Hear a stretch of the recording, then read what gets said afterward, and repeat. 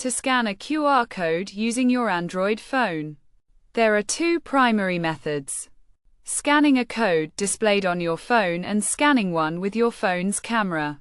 If the QR code is on your phone, such as in a web page or image, start by taking a screenshot of the code.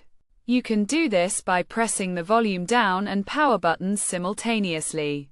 Once the screenshot is taken, locate it by swiping up from the home screen and opening the Photos app. Navigate to the Library section and find the Screenshots folder. Open the screenshot containing the QR code, and at the bottom, select the Lens option. This will highlight the QR code and reveal the associated link. Tap the link, and it will open in your browser.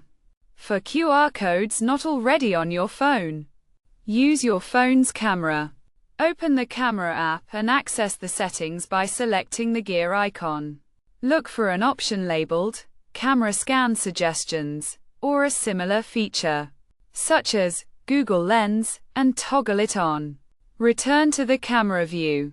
Aim it at the QR code, and a link will appear at the bottom of the screen. Select the link to open it. These two methods make it quick and easy to scan QR codes with your Android device.